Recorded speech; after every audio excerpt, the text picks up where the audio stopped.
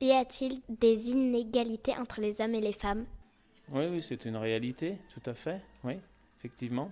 Absolument. Alors là, bon, ça n'a jamais été le cas jusque-là. Souvent, les femmes ont été considérées comme inférieures, mais pas du tout. Il y a une égalité, il faut absolument qu'on l'obtienne. Elle n'est pas encore obtenue, hein. On a beaucoup lutté pour ça. Les femmes ont beaucoup lutté pour avoir la même égalité que les hommes. Des hommes aussi, hein, luttent pour ça. Mais on n'y est pas encore arrivé. Alors c'est à vous, la jeune génération, d'y arriver. Oui, il y en a encore un petit peu, beaucoup moins.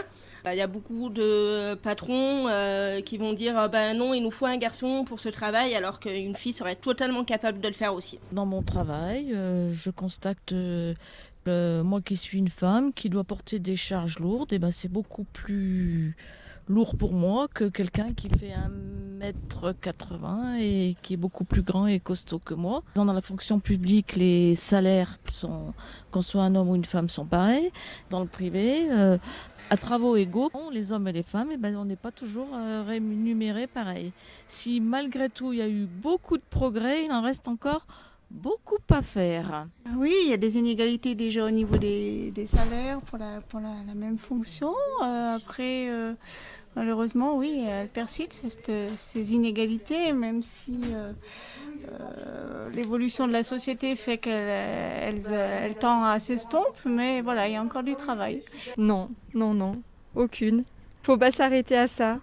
C'est pas parce qu'on est une fille ou un homme qu'il faut pas aller là où on a envie d'aller, faire ce qu'on a envie de faire. S'il y a un sport qui vous plaît, et ben tant pis. Si un garçon veut faire de la danse, il peut faire de la danse. Oui, il y en a en France et il y en a encore en France. Elles sont pas trop, je pense, observables parfois. Mais je pense que dans d'autres pays, elles sont encore même plus importantes. Oui, bien sûr qu'il y a une inégalité entre les femmes et les hommes. Oui, ça ne devrait pas avoir lieu d'être, ça ne devrait pas exister.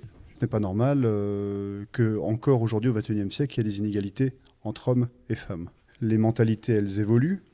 Les changements, ils arrivent, mais tout doucement. C'est pas pour tout de suite les très très gros changements. Mais ces tout petits changements, il faut quand même aussi apprendre à y croire. Voilà. Il y a beaucoup d'entreprises maintenant qui arrivent à être gérées par des femmes, même des entreprises qui sont aussi gérées pour des femmes, pour qu'elles se retrouvent simplement à travailler entre elles, parce qu'il y a une étude qui avait été faite comme quoi souvent les entreprises gérées par des femmes s'avéraient être beaucoup plus efficaces que celles gérées que par des hommes.